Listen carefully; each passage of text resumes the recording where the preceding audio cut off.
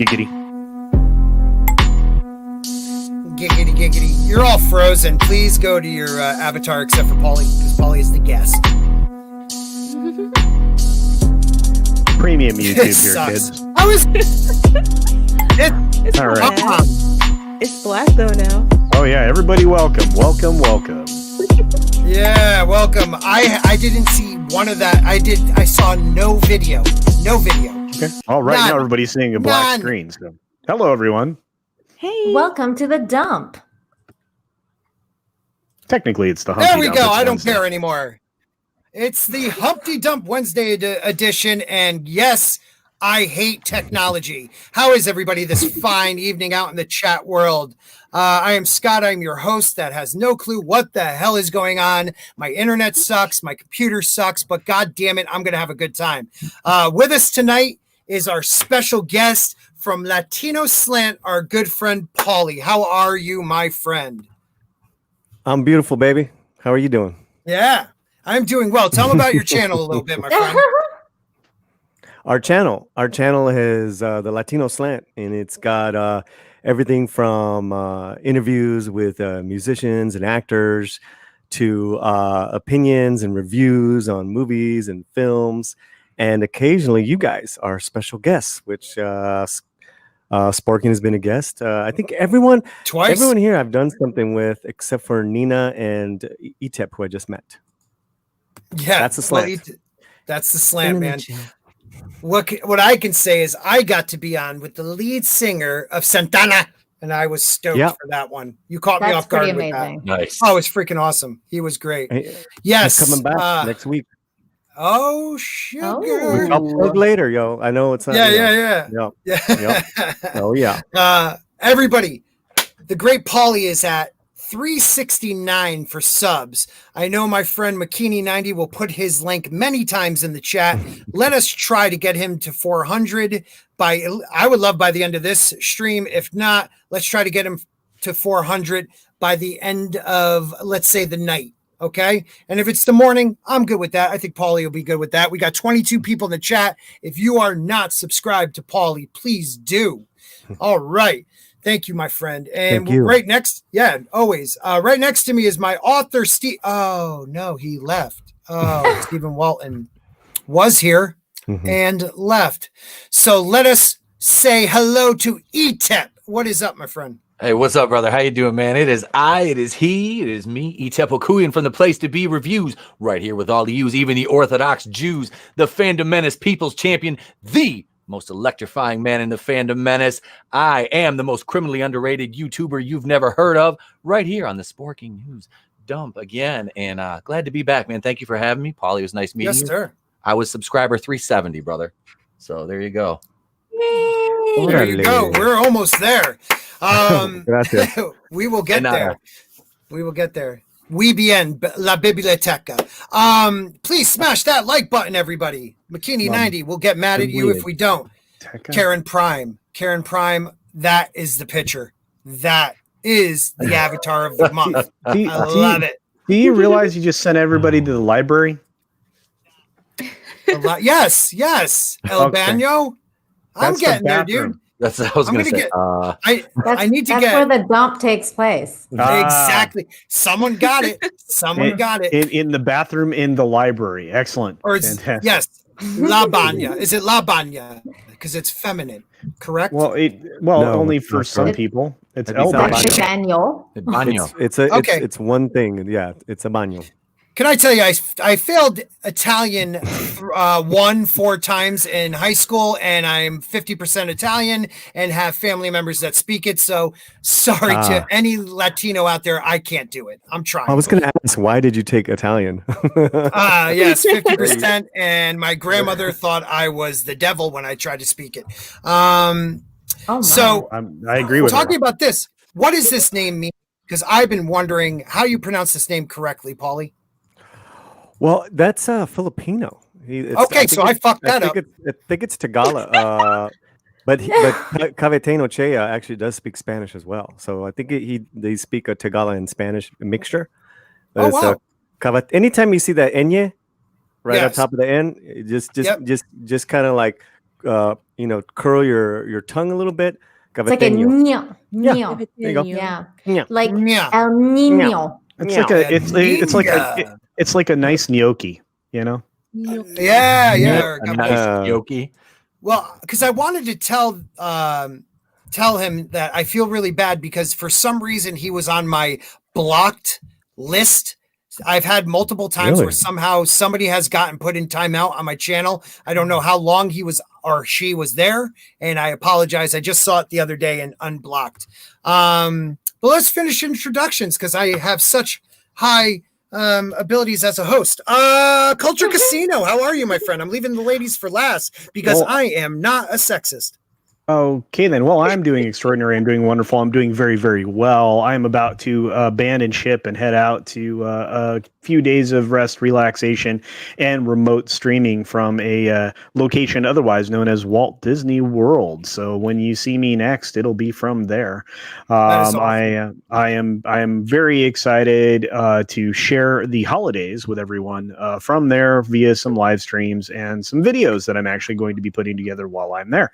So I pre-recorded my intros and exits, but everything else should be live footage, and I'm pretty pumped. Yeah, pretty pumped. Will they be having the holiday parades? I don't know. They are going to still continue to do pop-up parades, but again, you have to remember they let go of almost all of the equity performers in Florida. So, anything anything beyond characters and stuff like that, you're not going to see a lot of them. That sucks. And also, thank you for the Doomacorn. Oh, of course. I'd like to say that we were on a stream last night with the great Victor von Doomcock. I saw that. It was amazing. It was really amazing. Cool. He remembered my name. Oh wow. Yeah, that's I was excited for you guys. I had to send a super chat saying hero panel. I was like, damn. Yeah. Later, I was on. I saw Jessie live streaming, and she said she really liked you, and she's gonna reach out to you. She followed me on Twitter, and that just made my wow! I just got goosebumps. She is amazing, dude. When she goes on a rant, I've seen people in Twitter call her dumb, and I don't understand that because she is so well spoken, and when she gets to a point, you're like, wow, that was actually very, very deep. People on Twitter are stupid, Scott. They're scum, and I love their response.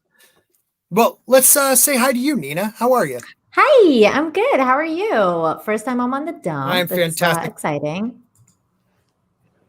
Yes. Well, tell them. Is this your first time? Sorry, Nina. It's my first time here. Oh wow! Yay, Nina! It's your first on dump. your beautiful channel. Well, that's always the good one. Yeah. Yes. Yeah. Thank Nina, you, just for your information, Nina, Scott's right now in a delay. It's 3 or 4 seconds, maybe 5 behind us. Okay. That makes sense. Makes sense. Yeah. Well, everybody who we'll do this. know me, No, keep going, Nina. I cut you off because I don't know when you guys stop talking. Watch this. When I say 1, you say 2. 1. 2. Holy crap, I am so far behind you guys. Okay, so keep speaking, Nina, and then go right into Jayne. Okay, well, for those of you that don't know, I'm Nina Infinity. You can find me on YouTube, my little channel, Nina Infinity. I'm also on Twitter, Nina7Infinity, and on Parler now, where I denounce white supremacy, and it's fine that I'm on there. And yeah, I'm just doing some cool stuff on my channel. I'm doing episodic reviews of His Dark Materials, doing some movie reviews and stuff. And on Fridays, I do Infinite Hope, which is a collection of good news because news is shit these days and it's all bad. So we all need some positivity. So come to my channel and get some on Fridays. Nice. Right into Jayne. Okay. Ooh, hey guys. That's all. You can find me here on YouTube where I post movie and television reviews every Sunday at 6 and pop culture news throughout the week. You can also find me on Twitter and Instagram and Parler at Jayne Theory. This week, you can find me with Rogue Entertainment this Saturday at 6 Central on my channel, where we will have a special guest, Gary from Nerdrotic. So mark your calendar. What? When is that again? This Saturday I'm missing. at 6 Central. I'm missing everything. I missed yesterday with Doomcock. I'm missing this with Gary. I quit. Rogue I'm Entertainment so is excited moving to up, my meet Gary. friends. Yeah. If you quit, I want your hair. Okay. Full set of ace. Yeah, I 2 got beers. dibs. Yep. No, that's I all. was gonna say, I need a wig. Tina, that is the only Spanish you need, my friend. I'm so Right? excited to meet Gary, Jane. I'm Dope. so excited to host. I think I'm gonna pass out. I'll be Yeah. I'll be watching from my phone from somewhere. So just know that. Yeah, probably crying. Same. I'll be in the chat crying softly into a beer. Mm. And I will be making fun of Gary because he's a human being and does not like to be put on a pedestal, even though I'm wearing his shirt right now. I stole it from him. Nice. It Nice. smells like him. It smells like success. Oh my. Ooh. That Yeah. sounds really stalkery. Yeah, Yeah, it and does. like San Francisco patchouli. Whatever. Showing up outside the house. Patchouli. Or patchouli. Yeah. Patchouli. Yeah, Patchouli. patchouli or My. patchouli, either way, but you were not doing it right at all. So try again. Well, all I know is in high school, I dated enough girls that wore it that occasionally, even if I smell it now, I get aroused. Anywho, Mad Oh Mart. my. Well, I'm just being honest. Mad Mardigan, he sends $5. Thank you, my brother. If you guys are not subscribed to his channel, he has a really cool way of being sarcastic, and I love it. Hey, everyone. Mad. Yes. Hey, everyone. Glad I made it on time. Great hat. Latino Slant. It is a great hat, man. I should have said that. That's okay. It is. It's my dad's hat. It's I love beautiful, it. man. It is What are fly. So What are to everybody in the chat, I really hope I can keep up on like bringing up your chats, but my computer is in the FU mode. I think that's Shift Alt FU. So please don't hold it against me if I do not highlight. But if anybody on the panel sees one that they would love to have highlighted or read out, just read it out. But I think we're going to start with a little chat. We don't need to bring anything up. I just want to get people's takes on Elliot Page. For those who don't know, Ellen Page has come out as trans and now is going by he and Elliot Page. Nina, what do you think about that? Is it signaling, or is it just like is it her true, honest? I don't know. Like, timing to me is always weird. Here's the thing. I'm a little confused about it. Like, and this is like I bear no ill will towards trans people. They're lovely people. I have a friend who is trans and I love her very much. Her name's Ashley. Here's the thing.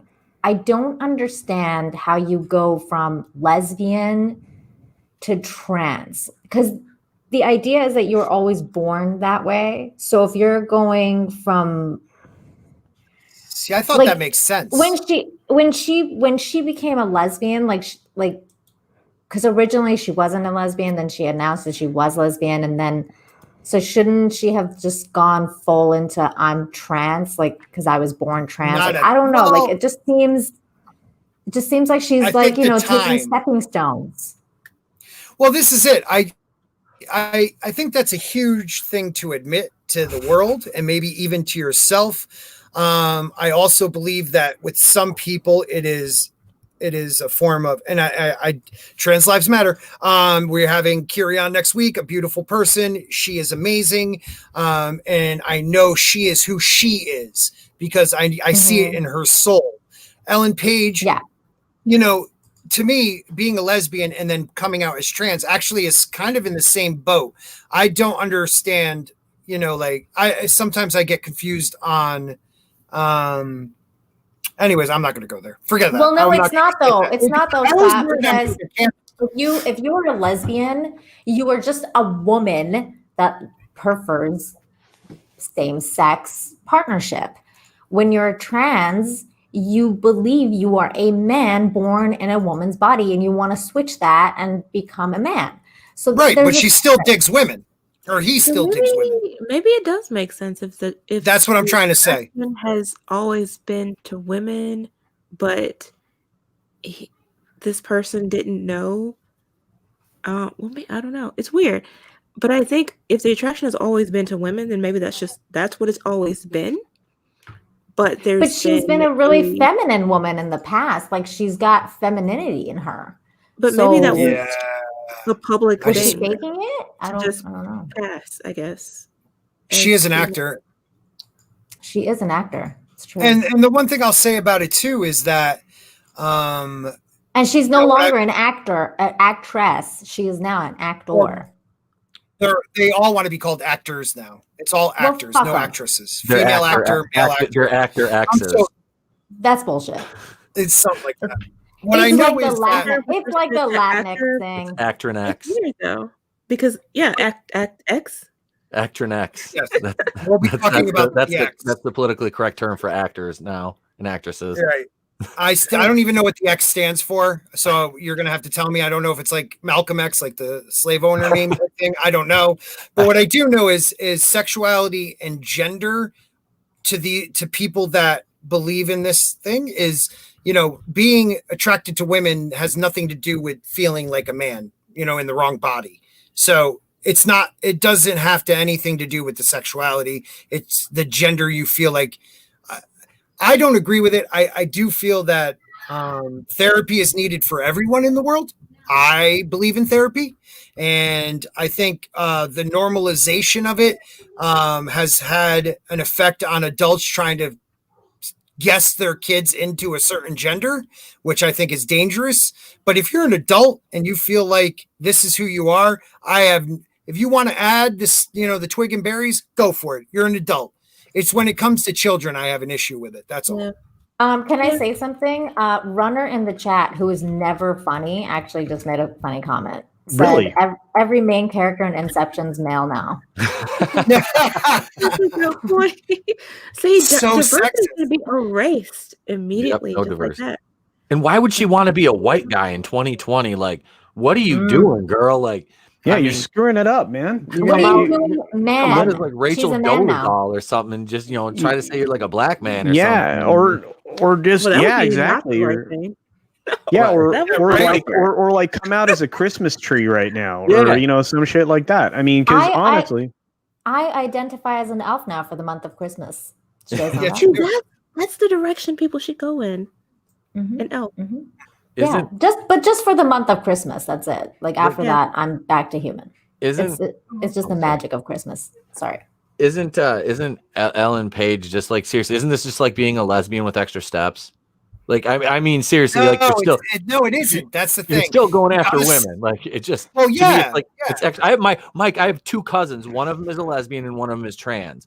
yeah, but don't And you have to go into the body shop and get things done? Yep, I thought there's got to be some upgrades done, but hey, I'm not judging. But no, one of my I cousins think is like Paulie left us. He's like, what the hell are they talking about? she's exactly the Always same. like I'm out. She was like I said, she's probably what 20, I think 22 maybe. Always been a beautiful young woman, and all of a sudden she's not Caitlin, she's Nathan, and she's dating a girl who is also the same kind of like she's like I identify as a guy now, and I'm just like you two couldn't be together. Just I'm so confused. I'm like it just seems like so much work. I'm like Yes. I mean I don't understand the mindset. I really don't pretend to, but to me it's just like so you're both attracted to each other as women. Yes, okay, but now you're both attracted. Okay, I'm like I Right. just all right. Whatever. You're not hurting anybody. You're both adults. Do your thing. I guess whatever. And Tina just- says it right. Femininity does not dictate gender. And I think we're going to table this conversation until we have Kiri Howard on next week, because Kiri is so good about. I could just say one. Oh, thing. please! I didn't know if you were like, oh my God, what did I get myself into? Go for it, my brother. No, yeah. So for me, I'm just coming at it as a another loving human being.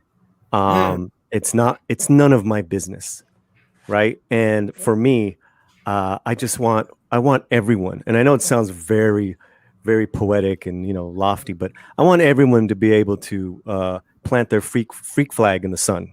But Paulie, wait, she's what? making it your business by making that announcement. She's like, this is your business now. Which lends me to my next thought was that because there's so many, I feel people that are trying to figure themselves out, right? That don't have her type of access, don't have her notoriety. I think it's great that she did that to help other people out. I see that. I know it does. And it really warmed my heart. And that's just it for me. That future stuff about him and best actor and all that stuff, that's for the future. For right now, with no politics. Of course there's politics involved, right? I'm just looking at it. I was like, wow. That's wonderful for people who are really struggling. Because there are people that are really struggling, not only struggling, but they're kicked out of their houses, they're disowned, living on the streets. Yeah. I mean, I live here in LA, man. I see it. It's not a joke, and it's not like and it's not pretty. So I don't know if it can inspire somebody to get help, and however that help is, if it's someone that needs mental help in therapy, just so they can take the next step into being a happy person. Look, I'm over 5 years sober. All right. I was a miserable wreck because I didn't know how to get help. And that's it. All that other stuff you guys are talking about, I don't disagree, but it's like, okay, that's cool. Right on. Yeah. And I'm with you on that, Paulie. I'm 10 years sober, and for me to judge anybody, I can't judge. And now, I didn't say you guys judge anyone. No. I know, bro. You don't have anyone to. On the panel. Anyone on the panel. You don't have to do that. Paulie won't be invited back. Everybody. No, just kidding. But what I'm saying is, real quick. Now, all I want to say is I respect where you're coming from, and I agree with you. But I think Nina has a valid point when it's put out into the world. I feel like she is going to help certain people that needed that extra bump to become the person they are. But there's also the people with mental health issues that are going to twist what she said and think that's what they need to do. And we nowadays are allowed to, people are allowed to transition much faster than they used to be. And it's a huge life change. And I just want to make sure the people are happy, but also healthy and safe. That's the most important thing to me. If you know what you want to be and you can wait some time and work through it and make sure this is what you want, because the hormone therapy is a bitch, I've been told. It's the ultimate life change. Well, it's a complex issue. And what you're talking about is people, dealing with life-changing issues, literally life-changing issues as an adult, as a full thinking adult. And I don't care what issue it is, from having a kid to taking another job. We don't do that shit. We're not really good at that. So you're right. People are going to always twist anything. Yes, sir.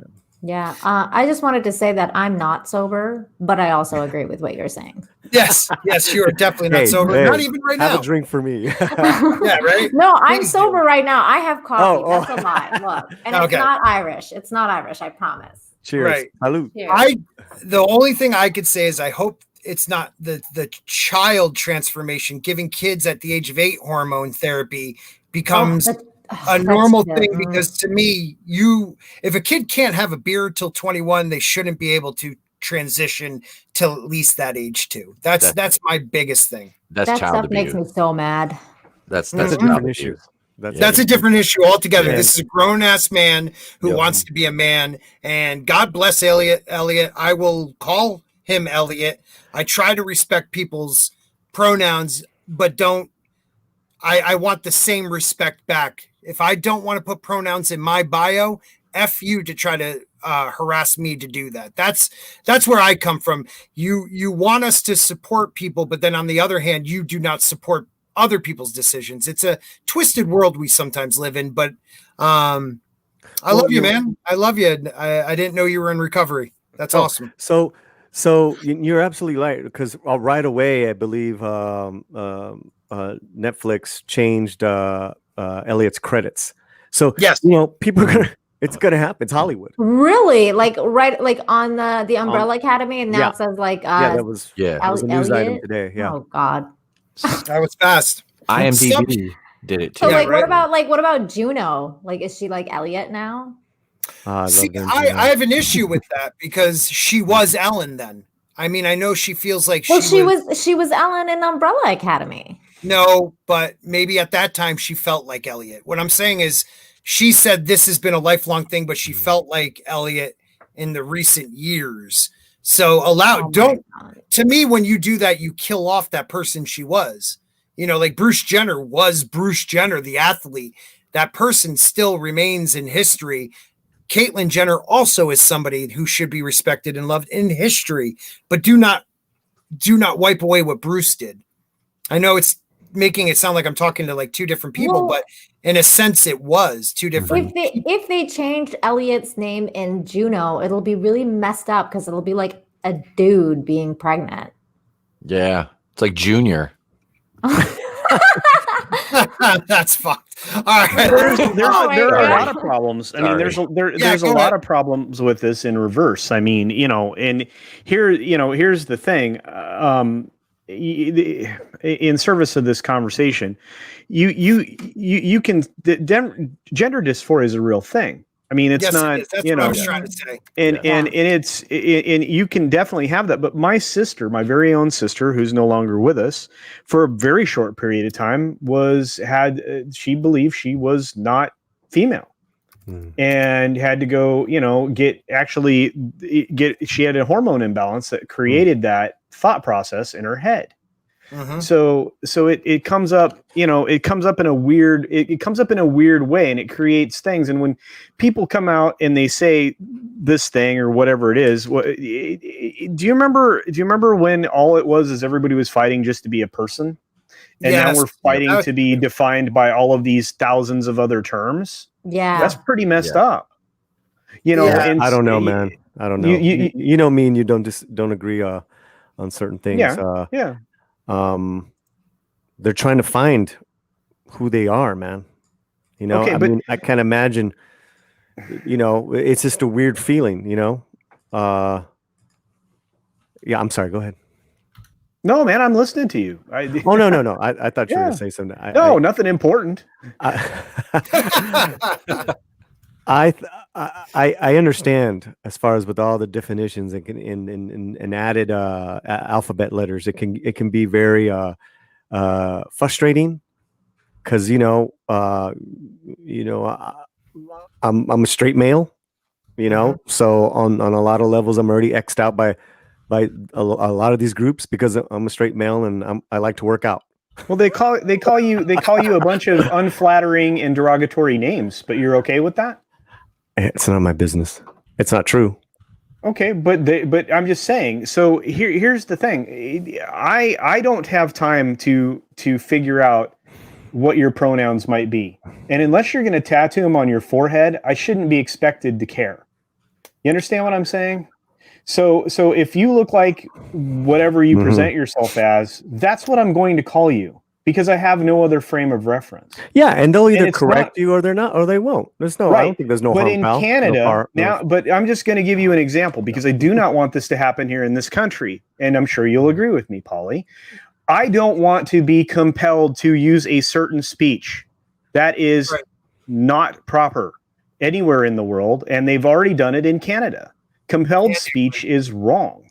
So if I accidentally guess whatever, gender you happen to be on this particular day, I should not be punished for hate crimes because that's what they're doing in other parts of the world. That doesn't work for me. It doesn't work in a free society. It's a removal of liberty. It's an overreach. I agree with you. It's an overreach. Well, but they're they're overprotecting, what we're talking about too here. And I could get X'd out for saying this. Is that talking about a very small part of our population that has such a loud? Oh, it's tiny. Such a loud bullhorn, which is okay. We want to protect those. Well, I think it's good to protect those people who are vulnerable. Protect them from what? Protect their right to say and be who they want to be. From being killed, from being beat up. Okay, so point to me the epidemic that we're suffering right now that isn't a global crisis that was foisted upon us by China. Where in this country, that everything Culture Casino is saying is his own beliefs and does not reflect anything that Scott has on his channel. Thank you very much. And a real quick, Subhuman 84 99-cent super sticker is what? A hot dog? A poop? A coffee? I don't know, but thank you, my brother. No, on my channel, I am. It was a poop. I was a happy poop. That's a happy awesome. poop. I am a bastion of free speech here. Okay, unless you're saying true violence towards someone or using very derogatory terms towards another group, I am fine with people's opinions. And culture comes from a place of he's not, just like Paulie. They're both great human beings with their own views. They do not have to agree, but the beauty of this panel, this fandom, is they can respect each other to disagree. Oh, and I love culture to death. Yeah, exactly. I love culture to death. Yeah, and if you, I'm not even going there. Yeah, if you know me in my personal life, you know that on the regular, I'm interacting with people of all of these types of identities. So it's not. Yes. It's not. My whole question was going to be, and now it's completely lost because I was interrupted. I'm sorry. No, that's okay. It was actually a legit question for Paulie. At what point do we stop this? Because there is no epidemic in this country of these people that are identifying in any which way being killed. Mm-hmm. There's no massacres that I'm aware of. Despite the narrative. The narrative, the hyperbole that surrounded the election in 2016, where they were going to lock up everyone that identified as, gay, trans, whatever. They were going to go around and lock them up, put them in prison camps. This was an actual thing being thought of at that time. Oh, did that ever actually happen? No. And what I could say on top of that real quick, and we're gonna end this one and move on, sure, is that I love my niece to death. She is a blue all the way through. Mid-20s blue. And when we got into an argument over Biden and Trump, I said, what did Trump do to anyone that would make you hate him as much as you do? And she brought up the fact that he will not allow trans people in the army. And that's incorrect. What the rule is that they're allowed in the army after they're done with hormone therapy, because hormones can cause a lot of effect on people's mental state. And do you want somebody in a foxhole with you when they are not mentally stable because their hormones are crazy? So, we need to understand first, make sure you have all the facts, make sure you do your own research, and make sure that you respect others, but also respect must be given back to you then. I respect, be who you want to be, love who you want to be, but do not now come back at me and treat me like I am a horrible human being because I'm white, I'm a man, insert tag here that you want to label me with. And I completely 100% agree with Culture Casino when it comes to free speech. Do not touch that amendment. Do not touch my Constitution, because once you start doing that, we're no better than any other country that does lock up people for stupid shit like that. All right, we are going to move on. The great Culture Casino is going to read a little article, and we're going to get back to fandom with, God, look at that beautiful double chin. I mean, that second chin is massive. Well, thank you very much. Thank you. Yeah. Please, George, can you read your own article? Yeah. Thank you. George Lucas reveals why he sold Lucasfilm and Star Wars. No, I can't do that very long. I love George too much. We'll have to do this straight. So right now, before we go into it, and I just want one sentence answers. We'll start with ETEP. Yeah. Why do you think George sold it? Did you even read this article? Because I do no research on my own channel. I just find articles that have great titles and I go with it. I read it, and you know what I think. I know what you think. I want you to tell us. Go ahead, ETEP. I was going to say I didn't read it, but I would say probably because if you could see me right now, I'm doing the thing. It's aliens. I don't know what to do with my hands, but he didn't want to do it the rest of his life. I think. I mean, I didn't read it, but I mean, that's what I would venture a guess to say. He just probably got burned out after the prequels, which I love and vehemently defend. Woo! I think he just got time kind for of you to leave. kind of burned. I'll see myself out now. Thank you very much. No. Okay. So That's what you think, burnt I out. think he got burned out. And I agree that how shitty he made the prequels. He was like, I have no more talent. I'm going to sell. Is that what Nina thinks? Oh my Nina? God. I think he got burnt out from people like you. Exactly. What? Uh-oh. From people like you and Nerd Cookies talking shit about the prequels. And he was like, you know what? Fuck it. Fuck these guys. I'm just going to use my family as an excuse to sell my other family that I created, my other baby that I created to fucking Disney of all people, who is known for butchering every single property they've ever owned. Even their own what does that Princess say Story. about George? What does that say about George? We're going to move on. Nina, you'll have a chance. You'll have a chance. Paulie, what do you think? I thought that was good too, Paulie. Wow. What about Jayne? What about Jayne? Jayne says, I think he was just, well, I don't know. I believe that he had family issues. I can believe that because I mean, he by this time surely was accustomed to criticism. I mean, you have to be in that position. So, right. I can believe family pressure, maybe needing a break would have something. Yeah, a break from people like Scott. That's exactly what I'm talking about. Yeah, They didn't realize the Phantom Menace is a freaking genius film. They just couldn't see the forest for the trees. That's all. No, yeah. When I need a break from my family, I sell them. That's a great idea. Okay. I mean, wish you could. Go ahead, Paulie. I have the Phantom Menace poster right over my shoulder. Yes. Yeah. Yes. Woo! The Phantom Menace was a good one. I like that. What does your kid think of it, Scott? We haven't watched it yet. Oh, we are going to watch it though. I promise we will because I believe she'll love it.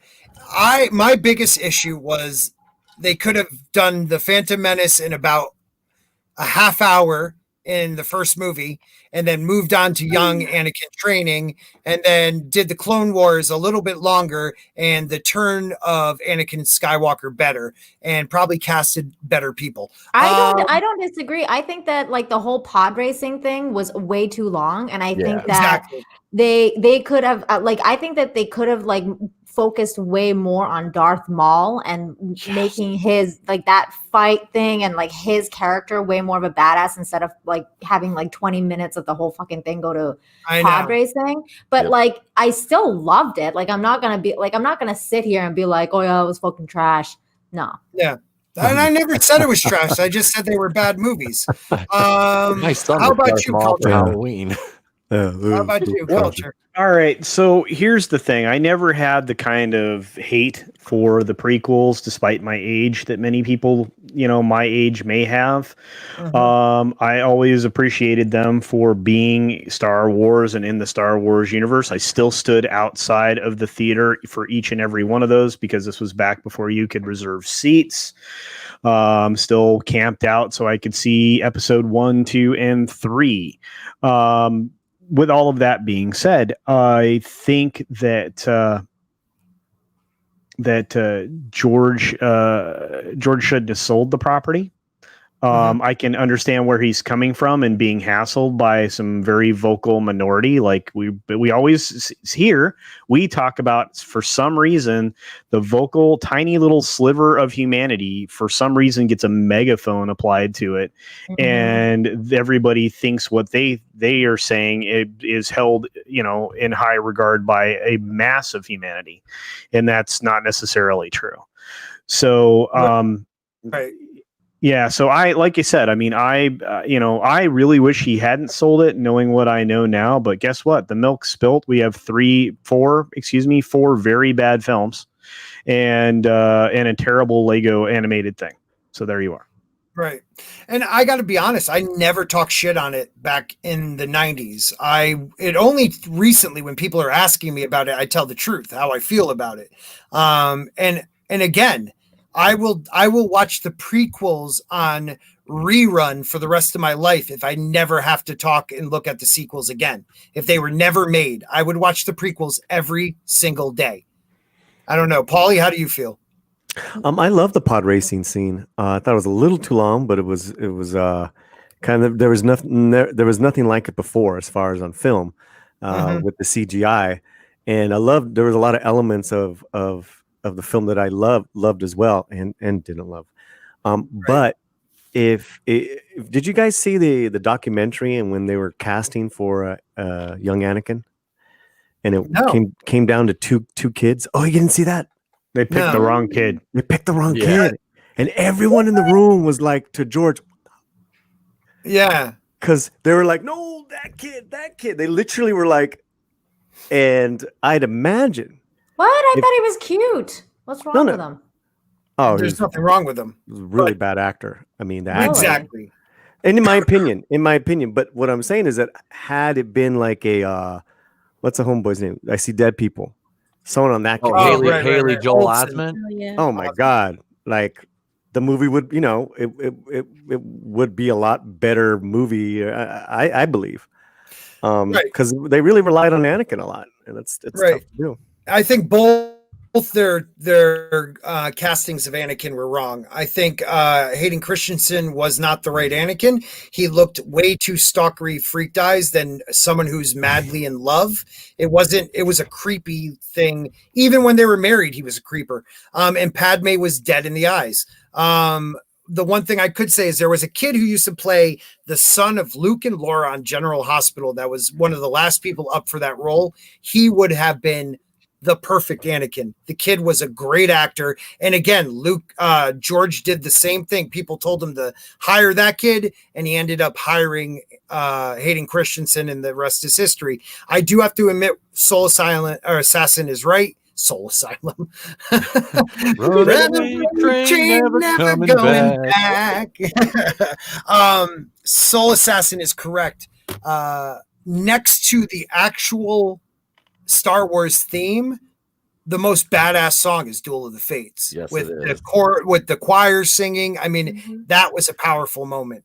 There was a mashup. Yeah, there was a mashup of Duel of the Fates and the Emperor's theme.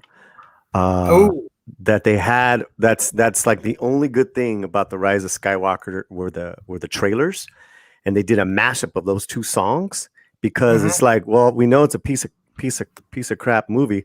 Let's put in the best songs for the trailer. Check that trailer out. That music mashup was sick. Yeah, that is dope. I will have to check that. All right, Mr. Casino, can you please read some of this article? Let's see if we can get through some. Certainly. I'm sorry, Culture. Before you start reading the article, I do have to get going. So let me just say that's right. I'm sorry, buddy.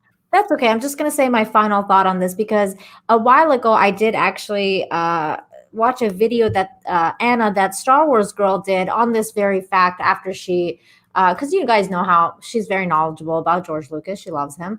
And she talked about this, the fact that the reason that he sold Star Wars was because he wanted to focus on his family life, that he was having a daughter and he wanted to focus on raising her. And the reason for that, that's why he sold. And I don't necessarily disagree. Like, I mean, obviously, like there was a reason he wanted to sell it, right? Like he wanted to focus on his family life. That's fair enough. Like I half joke about, the prequel haters being the reason. It's just, I think that's, probably a part of it. Like, because, like deep down, you're probably like, fuck these people, like if you create something and everybody's always hating on it and you're just like, oh, okay, I've had enough. I just think that it was really, That's what you're saying. Okay.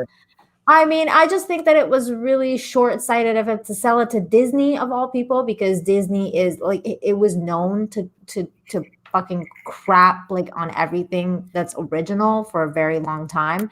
So since the beginning. And Kathleen Kennedy, like a lot of people say he was tricked by Kathleen Kennedy and blah blah blah.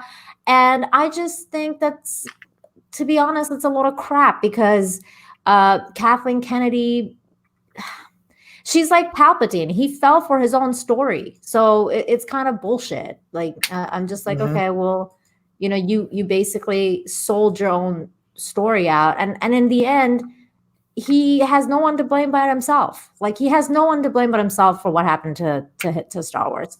So that's my take on it. I know it's a little bit controversial. People hate what I say about George Lucas. And But I stand by my belief. I think that, he's probably pretty upset about it now. He's like, hindsight 2020, as they say.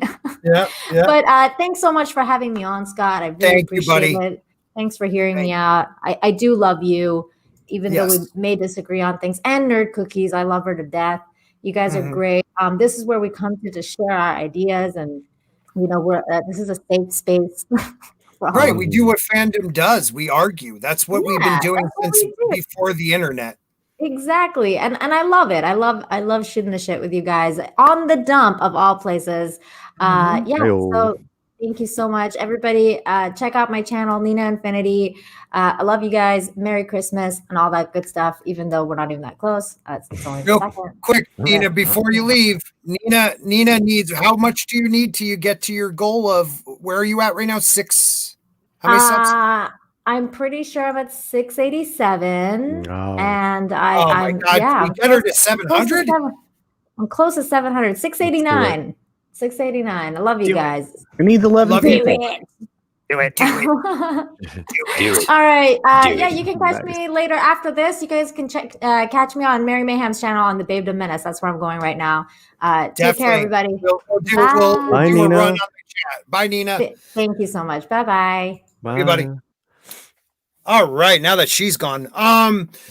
So Miss Martin uses 99-cent super sticker, which I know is a rose because she's amazing and does it every time she's in my chat, and I thank her for that. She is one of my friends. She is on my Monday panel. No matter what Doomcock said to me last night, we are at least getting through a Clash of Kings. I wish you or Jayne were on the panel with me, because Doomcock was trying to crush my soul when it came to George Martin finishing the books. But we'll be starting a Clash of Kings on Monday. So read the first 3 chapters, the prologue and the first 2 chapters for Monday's show, guys. It's a lot of fun. And it's just a great book series that I pray to God will be finished. We shall see. So why don't we read on and see what's up? Okay, I will start reading the article. Thank you, my friend. Wow, we haven't even got into the article. Holy shit. Yeah, and I'm going to have to go soon. All right. Yeah, I'm sorry, buddy. It's all good. Star Wars creator and film icon George Lucas recently revealed why he sold Lucasfilm in newly published interview released in the Star Wars Archives book. First reported by Ichi Baka at Disney Star Wars is Dumb, Lucas details that his real reasons for selling Lucasfilm in 2012 were his commitments to his family. Lucas tells Paul Duncan, "At that time, I was starting the next trilogy. I talked to the actors, and I was starting to gear up. I was also about to have a daughter with my wife. It takes 10 years to make a trilogy. Episodes 1 to 3 took from 1995 to 2005. The Star Wars creator continued. Oh, I forgot to tell you, McKinney90, you're in the chat. You're in the panel now. Just make sure you mute. Hail, Makini. Oh, hey, I just want Makini. I don't want you being in the background like fucking Scott puts me back here to do modding shit, and you're actually on the panel. So, yeah, just mute while he's doing it. I love you, man. The Star Wars creator continued. I'd still be working on episode 9. In 2012, I was 69. So the question was, am I going to keep doing this for the rest of my life? Do I want to go through this again? Finally, I decided I'd rather raise my daughter and enjoy life for a while. I could have not sold Lucasfilm and gotten somebody to run the productions, but that isn't retiring. On The Empire Strikes Back and Return of the Jedi, I tried to stay out of the way, but I couldn't. I was there every day, he continued. Lucas went on, even though the people were friends of mine and they did great work, it wasn't the same as me doing it. It was like being once removed. I knew that probably wouldn't work again, that I'd be frustrated. He went on to... just real quick, what do you guys think about that? To me, you do have the ability to own a company and still be hands off. He's saying he doesn't have that ability, so he sold it and now pouts in the corner. What do you guys think about that? Well, I think the chat had a point when they brought up Disney's dishonesty. So he may have trusted them and the things that they were selling about how they would protect the brand and continue his vision. And so when they didn't do that, I don't think he anticipated what would happen. So it may not have been an issue. He may not have necessarily felt like he needed to continue to own it if these people who love it as much, as he did, were going to take it and run with it and do more with it and bring his vision to life without his having to be so involved. But unfortunately, that's not what happened. Right. Anybody else before we read on? Paulie? He's trying to save his legacy. Fight, George. Fight for your legacy. We love you. Yes, sir. That we can all agree on. How about you, ETEP? Anything about that? I know he had seller's remorse. I mean, it's just, but I understand the family thing because I was talking about this in the chat earlier. I gave up wrestling. Basically, it was wrestling in my family, and I gave up wrestling for my family. So I understand giving up something that you love, and I haven't created, but I mean, I created my character, that's my question. brand. If you owned the WWE, do you sell it because of your family, or do you allow somebody else to run it and still have that ability to step in when things are getting messed up? I'd have to bring in somebody else to run it, but I'd keep a creative control clause. That's what George didn't do. And he thought they'd honor, a wink and a handshake, but you're dealing with, you threw yourself into a pit of snakes and expected not to get bitten. You play with a viper, you're gonna end up with some venom in you. It just, it was naive on George's part to think it was going to go any way but the way it went. Right. Let's not forget what we read in that biography just earlier this year. Wasn't the biography earlier this year? Culture. Where, oh my God, I'm blanking on his name. CEO of Disney. Bob Iger. Bob Iger. Thank you. Iger pretty much admitted that he talked him into it, telling him about, not being around your family and your legacy and your family legacy and things like that. Yep. Right. Yeah. No, he did. I mean that. Go ahead. Oh, go. No, I was just going to say that he knew Kathleen Kennedy too. So it wasn't like these were strangers to him. Mm-hmm. And they did talk to him personally, sort of as friends. He had no reason in the moment to believe that they would trash everything. He didn't, I don't think at the time that he was thinking about it, there was any clue that would make it obvious to him that this was a mistake.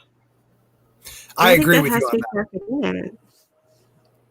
I agree with you on that. I mean, he was stabbed in the back by Bob Iger. I understand that. But I think Kathleen Kennedy was the nail in the coffin. He thought having her in charge, and this is my speculation and a lot of other people's, having her in charge was still him being in charge when he needed to be. And she completely pulled the rug, from under him with that one. Real quick, Lady Tauriel for $5, one of my great panelists on Monday night again, with Jayne and myself and Stig Kenobi.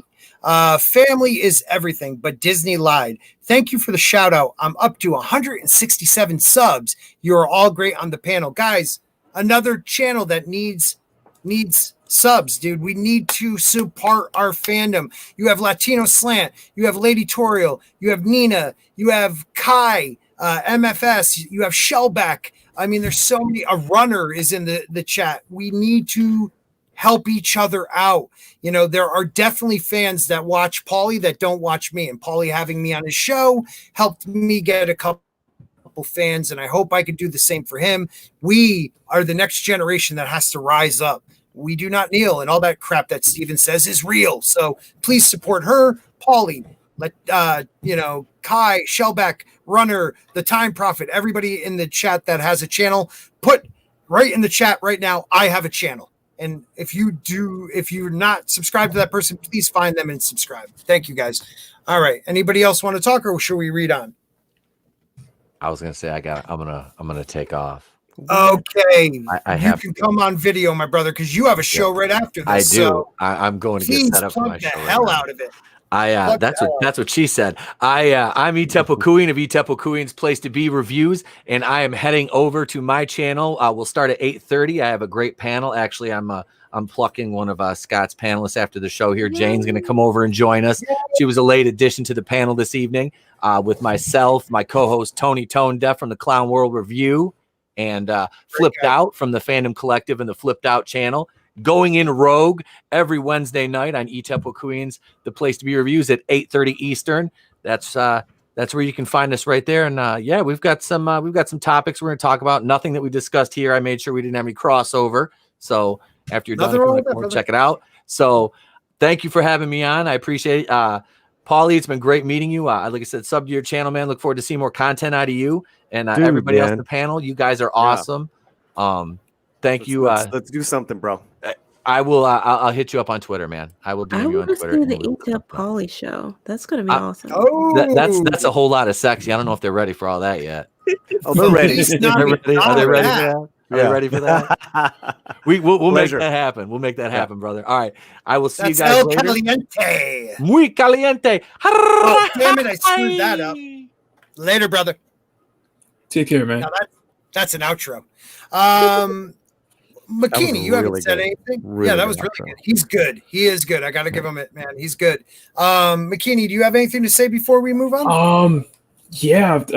I'm pretty much on both sides with Latino slang, and that Lucas wanting to take care of whatever he has of his baby, but at the same time, I'm also in agreement with ETEP in that we can place the blame. We can place the blame all night on KK and Bob Iger, especially when his memoirs came out saying how he screwed over Lucas. But at the same time, I do feel that Lucas may have known. I feel like Lucas probably should have known at least some of what was going on. Mm-hmm. I feel like some of it has to fall on Lucas's part. You got to take responsibility. You got to take responsibility. I think that trade-off. I take responsibility. Just saying, I take responsibility. Just you should. I don't take responsibility for Culture Casino. That is a smart thing to say, sir. That is a smart thing to say. Yeah. Go ahead, buddy. Yeah, that trade-off. I think it could have been handled better. I do think that the whole, the purchase could have been handled so much better and with so much on the table. I think that's what it is. I think if everything was out in the open, George would never have made this deal. But let's see what else he has to say, McKinney. Or I'm sorry, Culture. Sure. You guys look a lot alike. My bad. All right. It's because we're black and white. He went on to detail his work habits and how not selling would stand in the way of his goal of raising his daughter. Lucas explained, "I'm one of those micromanager guys, and I can't help it. So I figured I would forego that, enjoy what I had, and I was looking forward to raising my daughter." He then went on to detail he also wanted to build a museum. "Also, I wanted to build a museum, which I'd always wanted to do. So I was thinking, if I don't do this now, I'll never get that done." Nice reading, man. He does have that great reading voice, doesn't he? Lucas then revealed how painful selling Star Wars was. He stated, "I've spent my entire life creating Star Wars, 40 years, and giving it up was very, very painful, but it was the right thing to do." He then reinforced the fact that he thought he would be more involved in the sequel trilogy, but Disney went a different direction. Lucas stated, "I thought I was going to have a little bit more say about the next 3 because I'd already started them, but they decided they wanted to do something else. Things don't always work the way you want it. Life is like that," the Star Wars creator concluded. It could have, though. It could have worked out exactly like that. He just didn't have it in the contract. What's that song I'm thinking of? What's that song? Could have been. Come on, Culture. I probably do, but I would need more than could have been. Yeah. 'cause- There's a lot of could have been in songs. Yeah, Shattered Could have been Dreams. so beautiful. Could have been so right. Or it Oh must my. be in That's Debbie love, Gibson. because it's over now. Wow. It Must have been love. That's it, baby.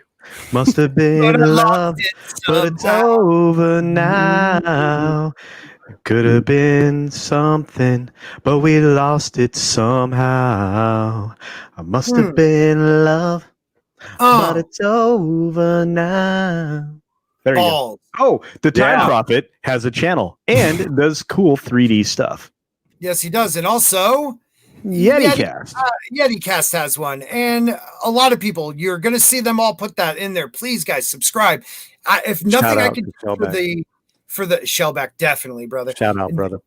If I can't do anything for the holiday season, the best thing I could do is try to help people get more. I don't have a lot of subs, but if I could help anybody get one sub, that'll make my 12 days of Christmas a beautiful thing. So please help out one another, guys. Yeah, I don't know. What do you guys think about the way he ended that? Is this over or is there more? Oh, no, there is far more here. I'm sorry. Keep going. Not his interview, apparently, but we'll go forward.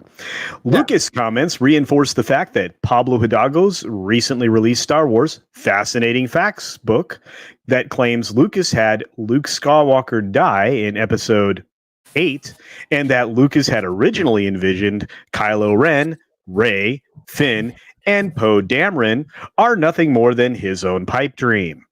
In Hidalgo's book, he writes, years before The Last Jedi began development, the treatment left behind by George Lucas in 2012 also had Episode 8 be the one wherein Luke Skywalker would die. Gonna skip. As for Rey, Finn, Kylo Ren, and Poe, he wrote, The Force Awakens' long journey from idea to finished film was filled with evolution, but one idea that remained constant from the start was that of a young woman's quest to become a Jedi Knight. In George, video, I got to see you. I got to see you as you talk. You just look better. Also, big shout out to 19K Fox, the most undersubbed best channel you will ever watch. The man should be over 1,000. It is criminal. He is fucking awesome. Please, guys, if you're not subscribed, you're dumb. His reviews of shows is hilarious. It's in the chat. Thank you, sir. It's in the chat, guys. 19K Fox. He can sing, he can dance, he can get you out of your pants. So there you go. Yep, and he has his talks, and they're fantastic. Yep. Sorry to interrupt. Bear Nerd Fun too is one of my brothers. He has a channel. He sings. You want to talk about a man who sings? He goes for it, man. He is trippy, and I love it. Yeah. All right. Yep. Are we ready? Yes, sir. I'm sorry about that. I just get excited when I see people in the chat. In George Lucas's original outline, she was a 14-year-old girl named Taryn. In his subsequent iterations, she would briefly be named Thea, and believe it or not, Winky. When writer-director J.J. Abrams came aboard, he simplified the names to placeholders, Hidalgo added. He then stated, Kylo Ren was Jedi Killer. Thea became Sally. Finn was then called Harry. And the character that would be Poe was John Doe. As the film neared production, Sally became Kira, which stuck as a production code name. Then Echo, and finally Rey. Echo would have been so annoying. Oh my god. She's already perfect for an annoying character. Echo. Well, Finn could have been Echo. Finn could have been an Echo because all he did was go Rey, Rey, Rey, Rey, Rey. Imagine him saying Echo, Echo, Echo, Echo, Echo. I have something to tell you. I'm. Yeah, Echo. I love it. Anyway, however, Lucas makes it clear. Article. I'm sorry. I'm just reading. No, I didn't say you, brother. I'm just saying. Like, wow. I love it. It is. We always pick an article that I have like 3 topics to go over, and we make one. It's freaking great. I know. I do the same thing. I get the entertainment thing going, and then we fixate on something, and then Tom and I talk for 45 minutes on one thing. Yeah. Then we move on to the next paragraph. It's terrible. Anyway, or it's a lot of fun. It depends. I think the chat appreciates it, though. But anyway. However, Lucas makes it clear that Disney decided they wanted to do something else. Well, yes, they did. You're quoting him again. Very good. In fact, Lucas had previously detailed to James Cameron that he aimed to explore a microbiotic world and explore more of the wills. He stated the next 3 Star Wars films were going to get into a microbiotic world. Well, imagine that. But there's this world of creatures that operate differently than we do. I call them the wills. And the wills are the ones who actually control the universe. They feed off of the Force. Pretty cool. So huh? I know a lot of people have issues with it. But we were talking about this at work today. It's so funny that this is coming up. People got mad about coming up. I don't know where to go. I want to know why Jayne hasn't changed her beanie for a Christmas. Oh my God! You need a Christmas hat. She has. So cute. I hadn't thought She about has a it. Christmas tree. Look at the Christmas tree. Yeah, I but didn't see that. You can't like really. that. Hold on, everybody. That's bring it up. super cute, Jayne. Oh my God. I'm telling you, you need a hat too, though, Okay. Jayne. I You do. need a hat. I hadn't thought about the hat. I I'll take it do back. that. Sorry about that. That's Slay fantastic. Queen. Oh, go girl.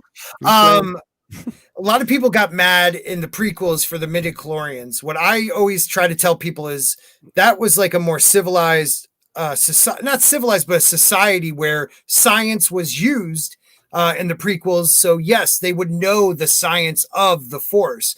But when the Emperor came along, destroyed the Jedi, and they went into like the dark ages of their time. Yes, it was only a 15 years, 20 years later, but the idea of Ben leaving out the midichlorians because why get Luke all screwed up with that, and just explain to him the power of the mystical Force.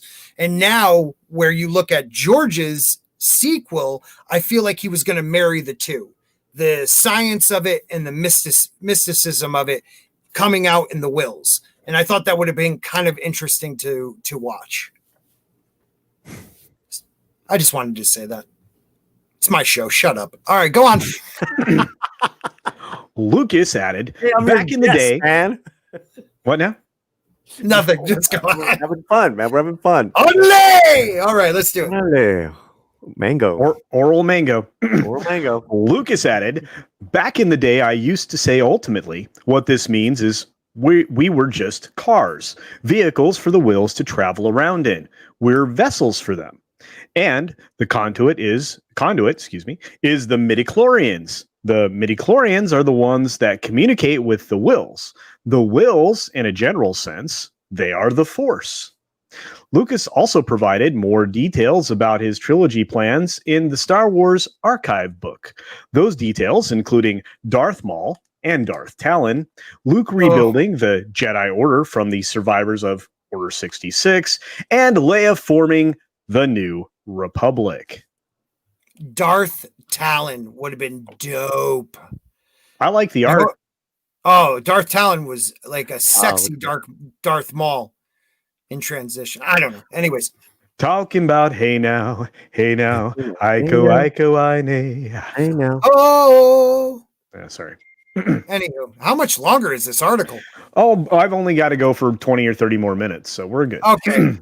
Let's just see if you could jump ahead and see if he says anything else. I don't need the history of No. what's This is more of let's beat up Hidalgo some more. Come on. Okay, let's do it. I love doing that. It's one of my favorite things. Not only that, but Hidalgo's claim was already previously contradicted by Mark Hamill, who stated back in 2018, I happen to know that George didn't kill Luke until the end of episode 9, after he had trained Leia, which is another thread that was never played upon in The Last Jedi. Oh, I hate this film. Why did you say that? I hate that, Jayne. He used it. He said those because words. TLJ sounds more like an STD than anything else, except for STD, which is actually an STD. But culture, Yeah. it brought us together. Oh no, it did. Yeah. Oh, I know. Look, do you realize that I would not be here if it were not for the complete destruction of pop culture and entertainment? No, we are all here Same because here. of because all of our favorite things were sodomized without lube and no towel. It's been bad. Oh. Yeah. Sorry. Not consensual either. No. In fact, it's like we're talking like a 9-dicked walrus going at it, and we weren't even prepared. Wow. That's all I have to you're say on about fire today, brother. Yeah. You're on fire today. Sorry. Anyway. Fire today. Sandpaper condoms. That's all I've got to say. Anyway, Hamill also revealed that Lucas had written an overall arc for the trilogy, something Disney did not do. Yeah, no kidding. George had an overall arc if he didn't have all the details. He had sort of an overall feel from where the sequel trilogy was going, but this one's more like a relay race. You run and hand the torch off to the next guy. He picks it up and goes, Hamill stated. Well, I think I've heard that before. He continued, Ryan didn't write what happens in 9. He was going to hand it off to, originally, Colin Trevorrow, and now JJ. Trevorrow. Whatever. It's an ever-evolving, living, breathing thing. Whoever's on board gets to play with the life-size action figures that we are. At least he understands he's an actor, right? He's a place set piece. No, anyway. Right. Lucas wasn't the only one to claim that Disney went a different direction from his original ideas. Former Disney CEO and current chairman Bob Iger also revealed that George felt betrayed by Disney because they didn't use his original treatment. He wrote in his memoir, The Ride of a Lifetime, lessons learned from 15 years as CEO of the Walt Disney Company. And this is exactly what Jayne was saying just a few moments ago. George immediately got upset as they began to describe the plot, and it dawned on him that they weren't using one of his stories he submitted during the negotiations. Iger continued, George knew we weren't contractually bound to anything, but he thought that our buying the story treatments was a tacit promise that we'd follow them, and he was disappointed that his story was being discarded. He then stated, I'd been so careful since our first conversation not to mislead him in any way, and I didn't think I had now, but I could have handled it better. George felt betrayed, and while his whole process, this whole process would never have been easy for him, we'd gotten off to an unnecessarily rocky start, Iger concluded. God, I can't believe how long this is. Dude, you want me to keep going? It's almost done. There's a 2, it was Okay. like a, yeah. Okay. Hey, the 30 people are still here, so thank you guys. Please hit like and don't unsubscribe me because of this. Keep going. We have 1 sentence and 2 paragraphs. All right, let's do it. Even J.J. Abrams contradicts Hidalgo's claims. Man, I really don't like this guy. Abrams, and I'm talking about Hidalgo, not John Trent. John Trent's great. Abrams detailed in 2015, I came on board and Disney had already decided they didn't want to go that direction. So the mandate was to start from scratch and to tell a story that was the continuum. And Kathleen Kennedy brought on Larry Kasdan and Michael Arndt. I never can say that name, so I apologize. And it was those people I began working with. What do you make of this recent revelation from George Lucas and about why he sold Lucasfilm? I think we already talked about that, though. Jayne got her hat. Jayne! Oh, she got a hat! There we go. All right. I almost removed her. Let's take a look, everybody. Oh, that's my hat. Yeah, I know you do. Let's see. Wrong person. Wrong hat. You look great, though, man. You look great. Oh, hey now. Now I need a hat. How do I get a hat? How do you guys do that? So cute. Thank you. I need a hat. Yep. I'm gonna have to put a hat on Bond now. Dang it. I need to put a hat on him. Yeah. I need a hat. Mm-hmm. Yeah.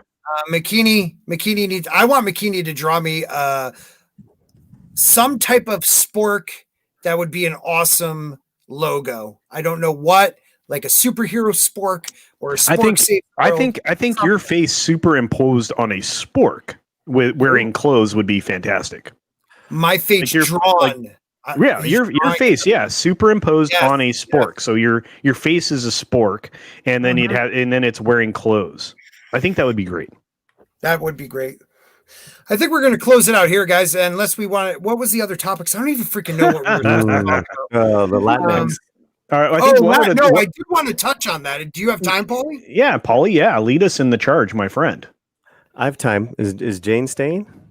Jayne, you got to bounce know, though, don't you? Yeah. Okay. Boo. I'm going to blame ETEP for that. Later. I know. You know Bye, what? Jayne. I'm going to have to. I Guys, might change subscribe. my time. Oh, I'm sorry. Go ahead. Yes, please subscribe to Jayne. Guys, subscribe to Jayne, but more importantly, please give her like 12,000 hours of your time and watch every single video she's ever made 4 times, and that'll be great. Are you losing hours now? Are you at that time? They took away like 200 and some of my hours. So, They do that. If you Yeah. if you make it to the year mark, they start taking away last year's and adding today's. So if it was like a year ago today, they'll take away those hours and add today's hours. So guys, we have to like double what we're doing. All you need to do is go to her page when this is done and ETEP is done. Before you go to bed, hit play all, mute the thing, and walk away. I got like 2,000 hours in a week. Guys, we could do it. We could do it for Jayne. Do it. Yeah. All right. Do it. Thank you. Do it. See y'all later. You are welcome. Oh, Bye, my friend. Bye, Jayne. All right, all the chicks are gone.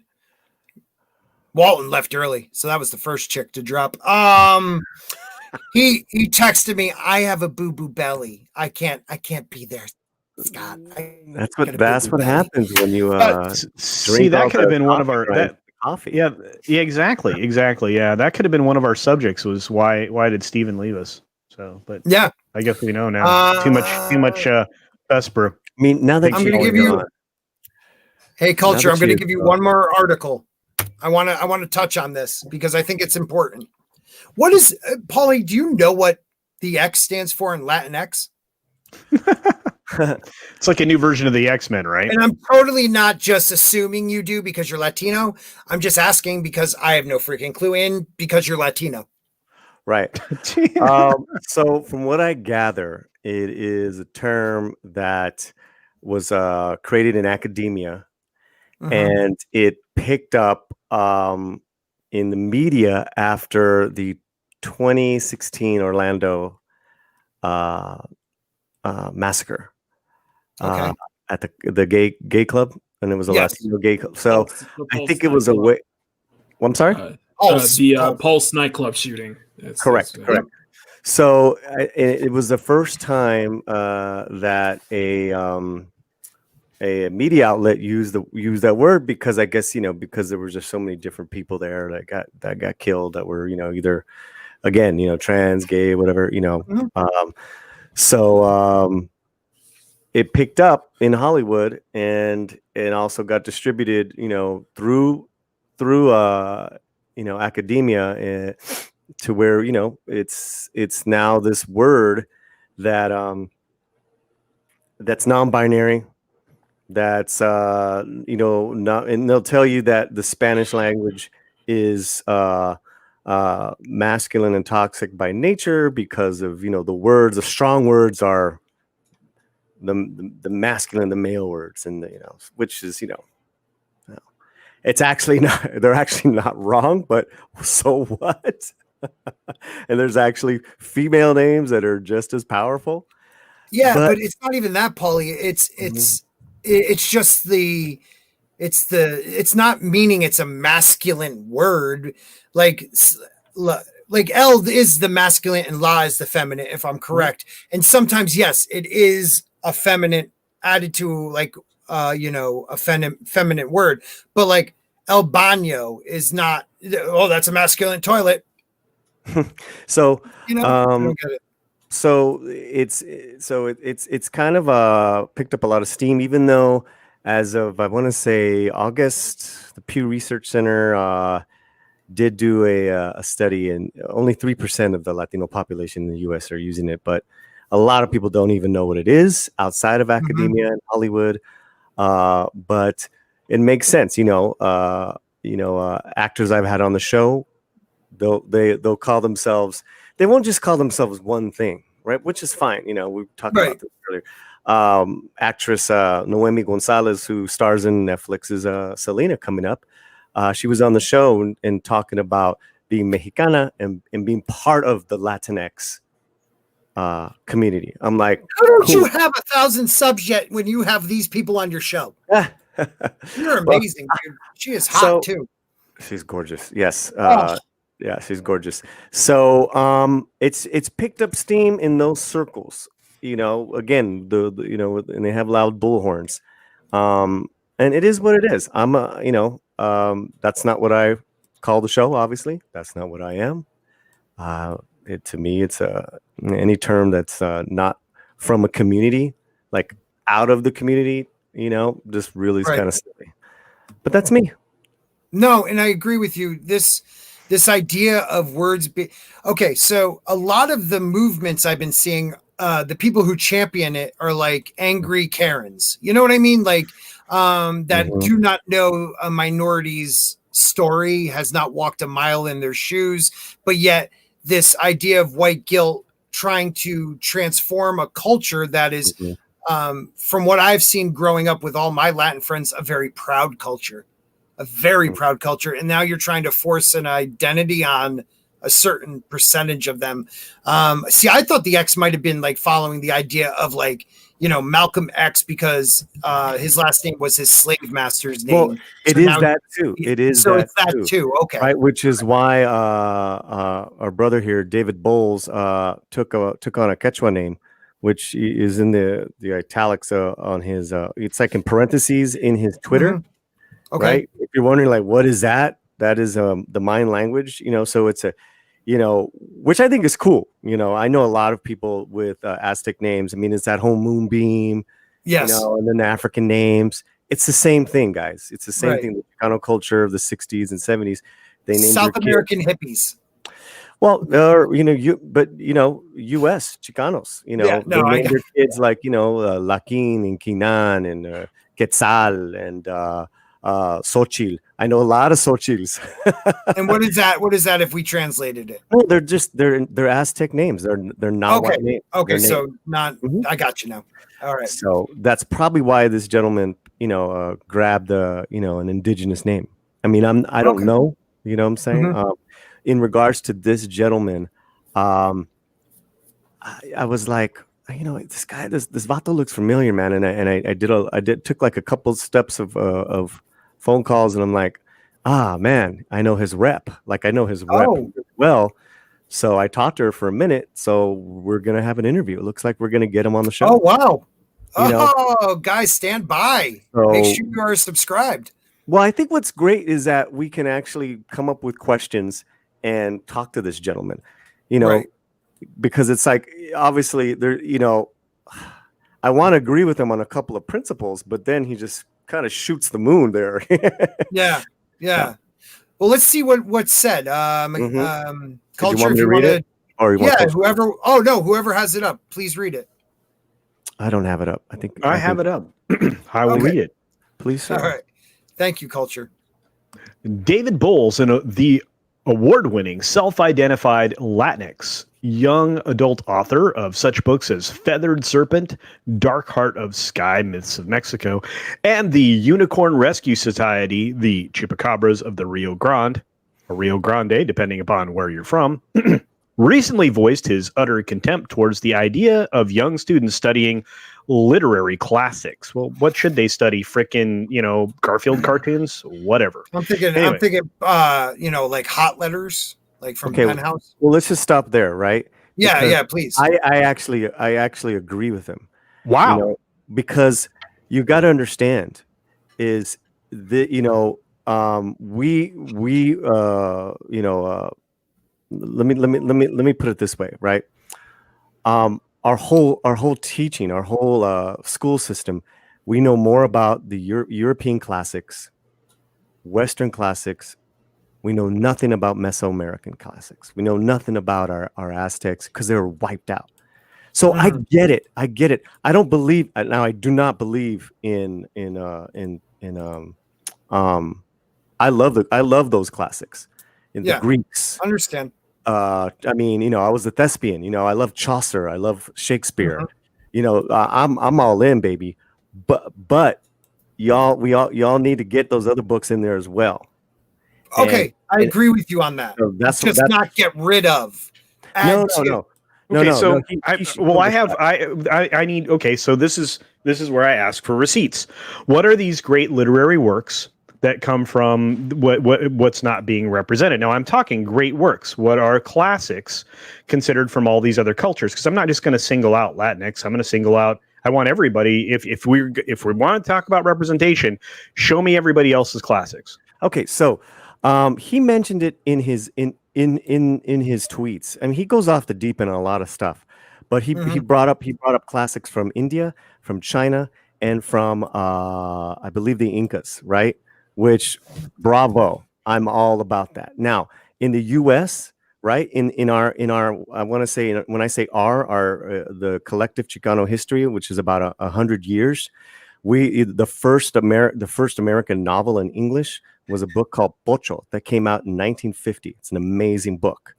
Then more books. One more time, I lost you there for a second. It was called Pocho. Pocho is someone like me. Okay. If I was to go over to Mexico, they would make fun of me and call me a Pocho. Right. That's an American classic. When I say that, it's because it's from here. It's not from another country. Then the books just got better. I respect that. Every decade they got better and better. One of my favorite books is a book called The Rain God. It's about a family from El Paso, and it's written by Arturo Islas. And Arturo Islas was the first Chicano that graduated from Stanford. And yes, that's awesome, right? But what's even better is that he was a badass writer. So in every curriculum, because I majored in Chicano studies, that book is taught. Right. Okay, those are classics. Those are up there with and I'll even say books from Coates as well, where she wrote about Hurricane Katrina and that family that had to sell their bulldogs. What a breathtaking book. So I'm with new classics. I'm also with the old classics, and the old classics are not racist. The old classics are stamps of time in our history. And we need that. Like Huck Finn. Huck Finn is a masterpiece that we need to read to understand what was going on in the South in that time frame. And Moby Dick, another great story. Canterbury Tales is kind of more what you're saying. It's a European story, but it's a great snapshot of what people were like in that Chaucer period. You know what I mean? But if it's all English, it's all European from an indigenous point of view, right? People who are from this part of the world, right? And we're all indigenous at some point on this earth. I get it. I get that. And I'm not, and But Huck Finn is indigenous. He was born here. Mark Twain. He was born in Connecticut. He moved, So do you agree though? Do you agree? I understand indigenous is people of, Chicanos and Native Americans, but I believe Mark Twain, Born in Americas, that's an American classic. That is an indigenous correct. classic. So go ahead, Mike. Go ahead, Coulter. No, I have more questions. See, this is the problem with these kind of conversations. They create more questions. So why the problem? Questions are good. Well, no, because I'm going to buy you. I'm going to get you a Christmas present, Culture. My Christmas, the Christmas present you could get me is support of every other person on this planet. I would rather have everybody else have your support than even me have a book. But beyond that, Culture's on fire, bro. All right. So look, it's a problem because these are unanswerable questions. What are you replacing? What great piece of literature that's being taught of the classics that currently exist is going to be replaced by books that have not achieved the same measure? It took, for example, Charles Dickens's classics, his books, his literature, many moons to become and to come to be considered classics. And who gets to choose these things? Now, we have something called commonality in the United States, and we are a melting pot. But one of the expectations that has been abandoned when you come to the United States, even from countries from where all of my different relatives have come from, all of my ancestors have come from, that I have become a melted part of the existing culture in the United States. I did not ask anyone else in the United States to adapt to mine. So, or at least, not that I was aware of, because like I said, we've all evolved. Culture evolves over time, certainly. But my question would be, what are you replacing and with what? You have to say, okay, well, we're going to cut out Moby Dick. If you're asking me, yeah. Okay, you're asking me. because somebody has to answer these questions. Right. I'm gonna answer as Paul, who's one person. I don't represent the Latino community. Shit, why did I have you on then? No, just kidding. You see my bookcase? I have plenty of room on my bookcase for more books and more books and more books and more books. And when I don't, I give them away. I share them. Yeah. And that's on our essential book list. Yes, it is. Our essential business list that me and Kai have created. That's my answer, culture. Because for generations and generations, people have been here, and I'm not looking at it with foreign eyes. I'm looking at it with American eyes. People have been here. They didn't have shit, man. They didn't have access. Now we do. It's all good. But Paulie, let me put it this way though, real quick. But it didn't answer the question. Yeah, I did. Right. Because the question is adding to my bookcase. But not you. Well, no, he asked me. Paulie, okay, no, but he means by what would you take out of a school curriculum and add in? Like, because there's only so many books a high school teacher could teach. I think that's what he was meaning. I think, where do we decide Catcher in the Rye, toss that and put in a different book? I understand where he's coming from, and it's a very interesting and important question. Because I know as a kid, I was never a strong reader. And I think if there was a book that you may consider a classic that connected with me, maybe not culturally, but emotionally, I would have rather read that than 100 books that I had to read in high school. So my feelings on this is, what classic do we say kids in America in high school do not have to learn, so we can add this classic in, because we only have a finite time with these students? That's the problem. Yeah, it is a problem. That's a complex question. It might be with districts, with demographics of schools, that I think it should be fluid. I don't think anything is wrong with a fluid curriculum. And as long as you come away from school knowing how to add, knowing how to speak English, knowing some basic skills of life. Honestly, books and art are an added treat. So is the musical curriculum, even though I'm big on all for it though. I think all this that I learned, that I hold dear, as far as Chicano literature, that was in college. Right. So I had the same. It wasn't until I went to college that I got self-actualized with oh wow, okay, there's this, there's that. Right. Wow. And I feel like we need some of that in K through 12 so kids can relate.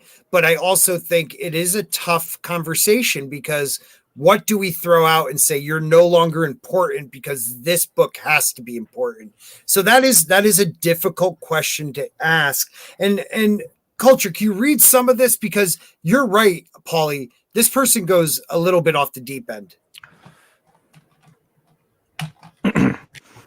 On November 30th, young adult author Ellen O, founder of the hashtag We Need Diverse Books social media campaign, sparked a new round of discourse around the literature taught to children in schools, suggesting that this year we should do a worst classic books ever list, and why they should not be taught in K-12 schools anymore, because they legit cause kids to hate reading. That's why you want to that's not. You need growth in young minds. You don't. Anyway. Sometimes young minds have to be forced, but Kai puts it perfectly too. I was turned off because I was forced to read books I could not connect with. But in my adult life, I'm glad I read those books because I would feel almost left out if I didn't. Okay. Oh, leading by example, then proceeded to voice her very brief thoughts on books such as Moby Dick, The Adventures of Huck Finn, and The Canterbury Tales. Of these examples, O claimed that Moby Dick literally kills brain cells. Oof. That's rough. She went on to state that The Adventures... It is wrong. It's wrong. She went on to... To me, Moby Dick was about addiction. It was about obsession that brought you to death. Like that book connected with me, Moby Dick. This man was willing to lose it all for an addiction of this whale, to get that whale, to get that fix. But see, I connected with that book. Yeah. That is harsh. Okay, go on. I'm sorry. She went on to state that The Adventures of Huck Finn is racist, asking, can we stop with the racist books already? Wow. And that's also not correct. I mean, the way Samuel Clemens presents it, that's the other name for the great author, Mark Twain. That's his actual name. He Samuel actually... L. Clemens, yes. I know. Exactly, yeah. He was going out of his way to show you how wrong racism was. So if you read the book as racist, you missed the entire point, which reveals, much about you. And his entire him as a human being, his career. I mean, he was our first, man. I mean, that's ridiculous. Absolutely. I'm with you. That breaks my heart, actually, to hear that. Like, how could you not you miss just what Culture said. You missed the point of that book. The idea of a white boy growing up in the South realizing it was wrong. It was wrong. But there are so many other great things like that, great pieces of literature like that have been condemned over this very simple thought process without a lot of reading comprehension. But we'll continue. As for the Canterbury Tales, she simply asked, why? Why? Well, again, reading comprehension. That's kind of yeah. It is reading comprehension, but it was always the Canterbury Tales was always the toughest one to get through. It's like, why? It is. Well, again, I mean, there's a lot of. Guess what? You know what else is difficult to get through? Any book on any type of legal procedure. You know what else is difficult to get through? A surgical journal. Do you know what else is? Anatomy. There's a lot of stuff that's tough to get through. You know what? I just meant it as an inside joke between us. Yeah, I understand. As theater people, we had to do that. All I can say is Canterbury Tales. If I didn't read that, I would never have understood A Knight's Tale with Heath Ledger. So thank you, Chaucer. There you go. Someone probably caught that in the chat. There are several. Anyway, I'm not even going to go there. This is the kind of stuff that makes me crazy because these people display their ignorance for all to see. And then somebody, he talks more. It just is insane. In response to O's tweets, opponents argued that her surface level takes, ignored the nuances of a respective book's importance to Western canon, while supporters took her ideas a step further. And that's the problem, and began suggesting potential replacement for these works in educational curricula. Good God, this is ridiculous. Guys, period, somewhere, of which an overwhelming majority were more contemporary young adult novels. No, young adult garbage. You stop it. You stop dumbing these kids down. That's the whole problem with the education system right now. Stop giving them fluff pieces. Stop making them try to figure out at a lunch table what their gender is out of now 2,408 choices that we have today, instead of just the two that you biologically are born with. At current, sling it, brother. Sorry, you know it, brother. At current, it's not clear that what particular sentiment or argument set Bowles off, but as result of the ongoing debate, the author launched into a profanity-laced, self-aggrandizing, excellent choice of words there, Twitter rant, beginning with a claim that nobody with a something reactionary, regressive take on the classics in the classroom today actually knows a GD thing about literacy or the point to English instruction in public schools. Wow, I didn't realize this person was a teacher. Well, he's a doctorate. He has a doctorate in education. Okay, Oh but my is God, he teaches people? I think he teaches. Be terrified. That is terrifying, actually. Well, And, this, again, we go back to what you said, Paulie. It's important to, I want to learn some of these books you're talking about because I want to learn other people's experiences and other people's creations. But at the price of K through, 12 education, if they can figure a way to put it in without losing a classic that is considered a classic for a reason, because it's been around for hundreds of years and still has an impact on people, then I don't know what to do with that. Start maybe with making it part of a summer reading course, and then when these books age more and more, then add them as classics, because at some point a classic will lose its connection to the culture where another one can take its place. I understand that. So how do you fix it? But this person's reality is just wrong. Yeah. I mean, again, in principle, I agree. Right. But I think the way this person. Well, first of all, I would never put all this on Twitter. Oh, Wow, what was that? That's Ooh. you, Spork. How was that? I was muted. Oh, I don't know then. Oh, that was But me. here's- Sorry. Oh no! Oh, thank Here's the thing.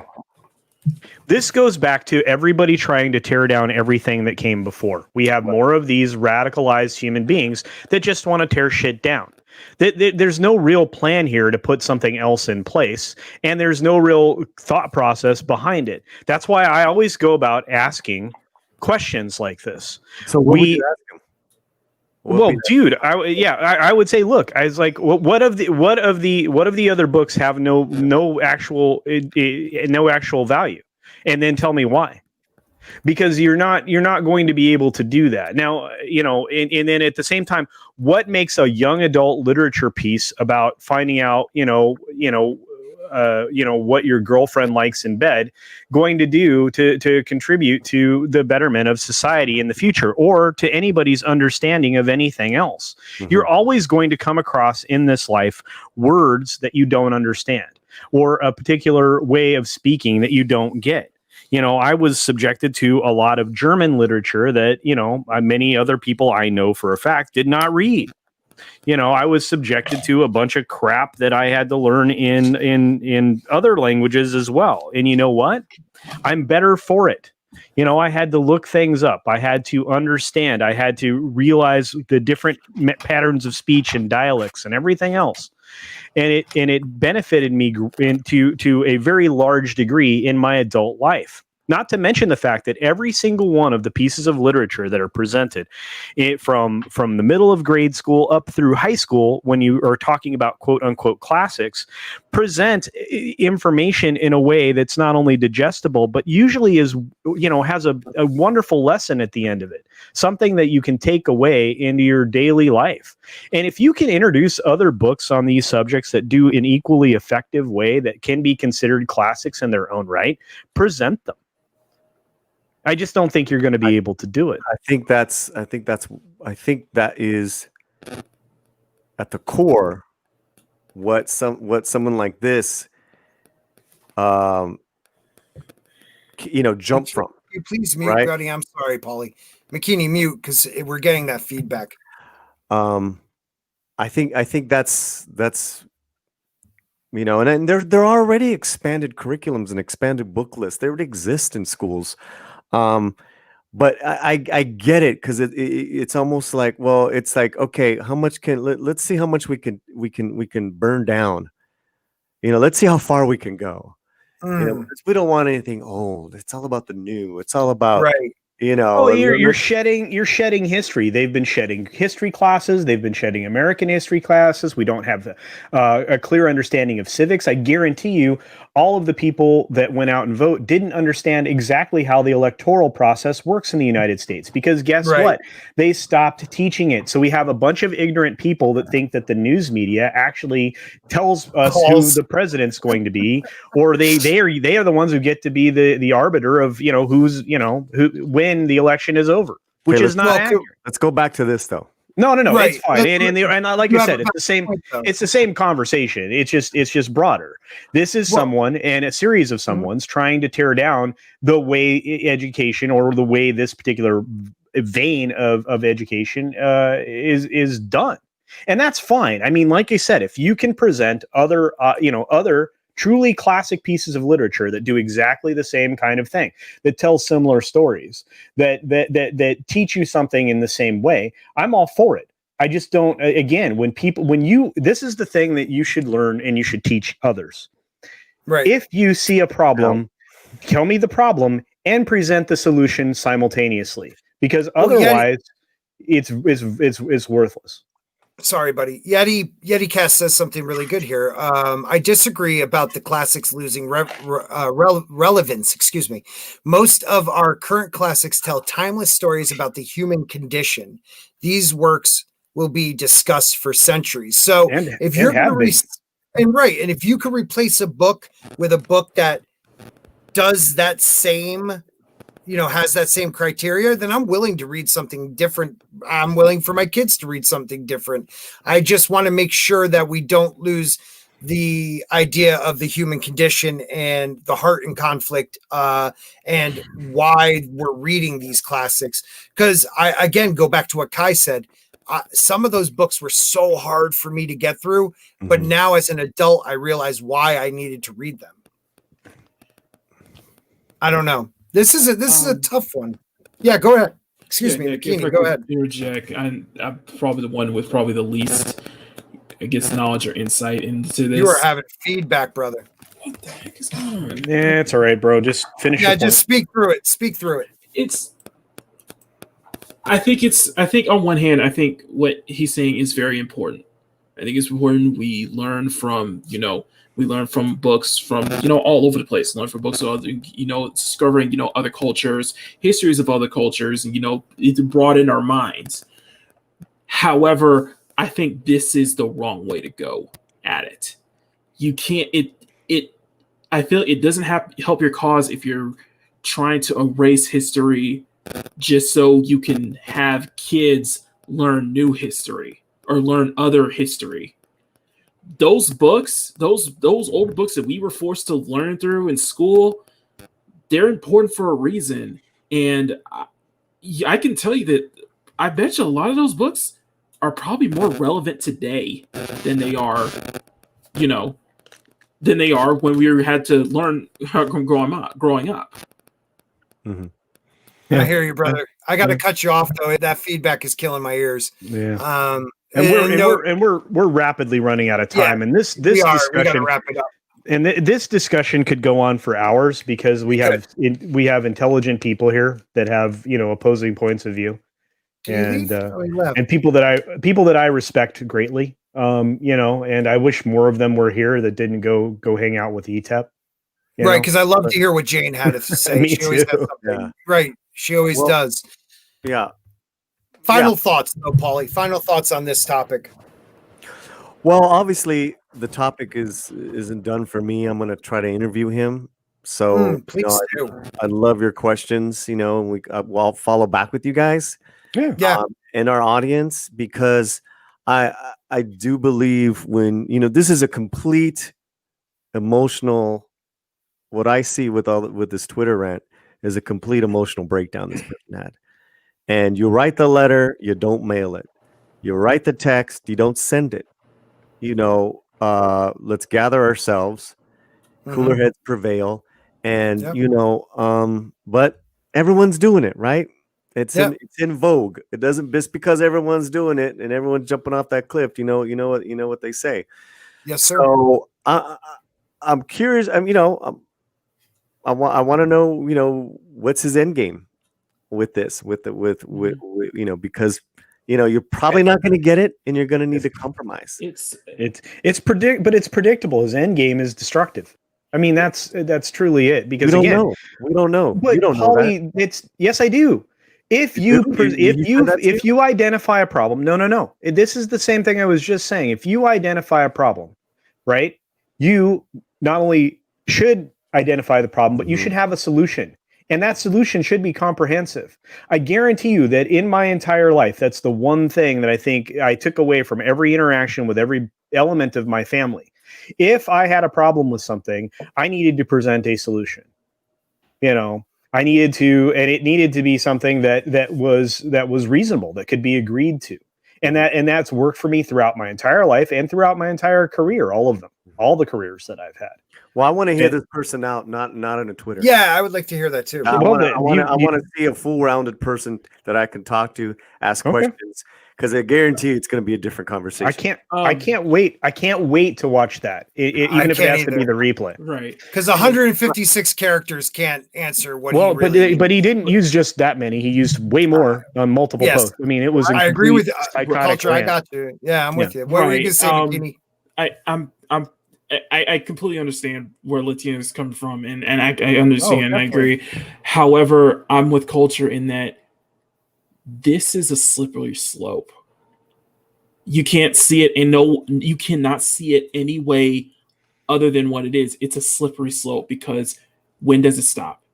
Soon is this book. Soon is that book. Soon what's next? Are we you're just gonna get rid of, you know, what's my favorite book in high school, The Great Gatsby? Are we gonna get rid of the Great American Novel now? Are we gonna get rid of very important pieces of history? Are we getting rid of social studies? Are we getting rid of all of these important books that we learn to understand the world? We learn to understand who we are. We learn to understand how we grow and how we function in society when we go out there and do this stuff. Right.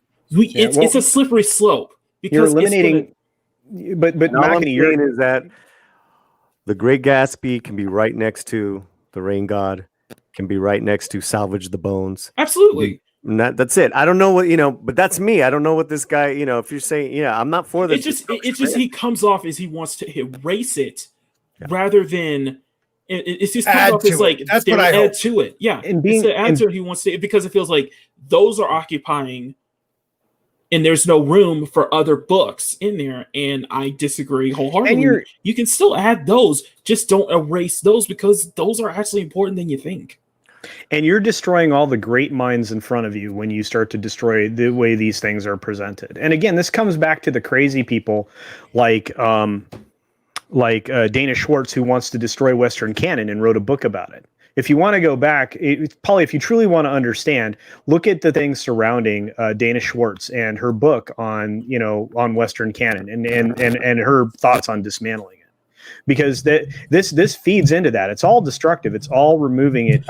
We are not a mindset collective in this world, and especially in this country. As much as broad as people want to make the definition of nationalism is, we in the United States, our brand of nationalism is individualism. But you still, when you teach something, you still need to come from a point of commonality. One of the ways to do that is with these classic pieces of literature. And Paulie, make no mistake, if you can literally present a 1-for-1 exchange of something that is equally a quality lesson of the same weight, measure, and thought process that is presented from another cultural point of view, bring it on. But like I said, you're looking at hundreds of years of literature. How I said, that end game, that side is going to have to compromise. Yeah. So is the other side. Sure. Yeah. But that's just the way it is. What compromise is. That's just the way. It's just in the numbers, bro. It's in the numbers. Well, but you know what? And at this, things are shifting and changing.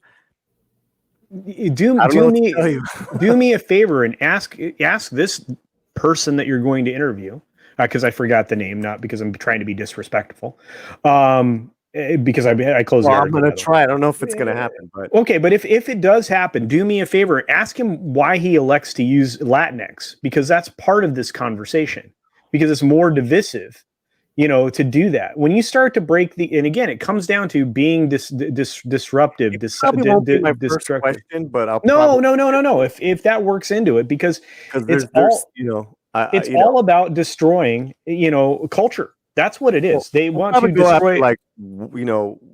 Hey, what's going on with this lion? What was the agenda with the classic? Oh, no, I know we want to wrap up. No. I'm sorry. I could go for sorry, dude. We're gonna wrap up because we could talk about this forever, guys, and I gotta get to bed. If I could, go ahead. One more thing. Yeah, go ahead, buddy. And it's the whole thing about the slippery slope is that it comes right back to the destroyers. It comes right back because you keep destroying, and then sooner or later it's going to come right back to him where their stuff is going to get, taken away from schools and such as well. Well, that is a vicious. God, man, your freaking speaker sucks. Or with your microphone. I love you, though, buddy. Great stuff. Yeah. You guys, this has been an awesome panel. Paulie, I'm leaving you in our DM chat so we can do this again. Thank you, sir. Please go ahead, plug your channel, guys. What number are you at now after this? Okay. Have we risen at all? Oh, well, the one thing when I originally asked Scott to come on to the show is that Kai and myself took upon it. Let me give you this link. We created a essential business list for Christmas gift ideas. So tomorrow I'm gonna have put it in the private chat. Put it in the private chat, and Makani can right now. Put it. Yep. And so tomorrow we're gonna have independent business owners come on the show on the Latino Slant and talk about the stuff that they sell and great gift ideas.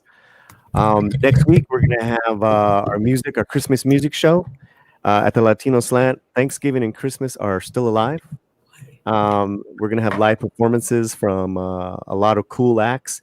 And then in 2 weeks, we're gonna do a live reading of the classic Christmas movie, Die Hard. Oh, love it, dude. Love it. Paulie, thank you for being our guest tonight. I feel like you raised the IQ of our panel. So I appreciate that. Trying to keep up the culture, shit. Yes. Makani, I'm not letting you do an outro. Everyone, just subscribe to the man. He needs a new microphone or something. He's great. He is the artist. Makani, when is your next live stream? When is your next video? Okay. Am I robotic now? Better. No, it wasn't robotic. It was cracking. That's all. Okay. All right. Let me see if I can keep it still. You're good. Just go for it, brother. All right. Good afternoon, everyone. Good evening. Thank you for stopping by. My name is Makani90. I am the Inquisitor, the mod of Rogue Entertainment, the artist of Rogue Entertainment. You can find me on YouTube where I do weekly draw streams at 12:30 p.m. Pacific every Wednesday and Sunday. We just wrapped up a draw stream finishing Trailblazer of the New Warriors that we unfortunately had to do it again because the first stream got taken down. And on Sunday we're gonna just start up a new draw stream, maybe something Marvel related, and just see what I'm gonna move. But yeah, for now. Thank you. All right, brother. Thank you so much. And did we get that in the chat? Yes, we did. Right here. Here is in the chat, guys. Please make sure to follow Paulie at Latino Slant and make sure you guys tune in tomorrow. We need it. Culture.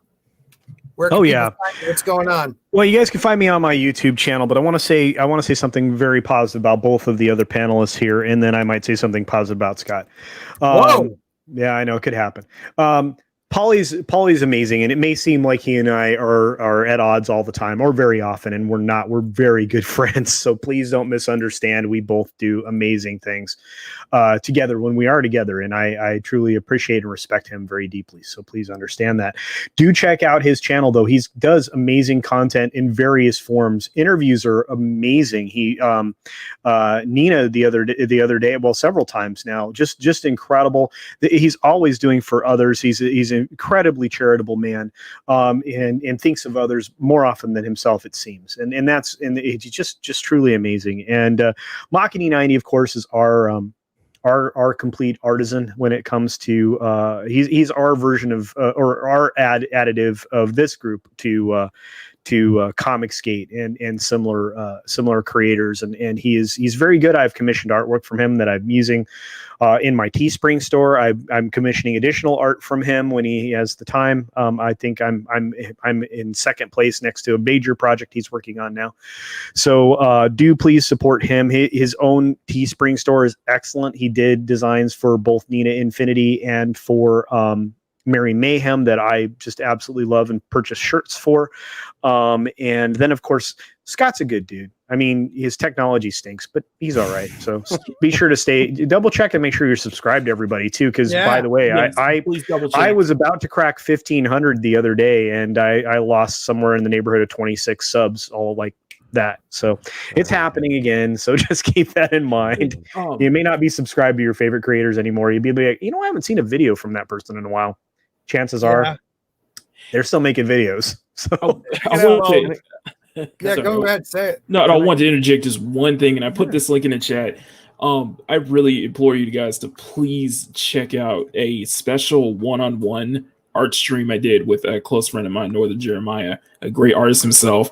And hopefully I can get more artists to come on and do these one-on-one streams. But it was just an absolute blast, and I really wanted to just promote that. So thank you. Awesome, man. All right, everybody. Thank you so much. Someone who said he was going to help me with my computer got it to me by Cyber Monday. Maybe I would have saved some money, but he's taking his time. Got to go on his trip and get a huge channel. Look at me, 1,500. I haven't gained a sub since fucking August, but whatever.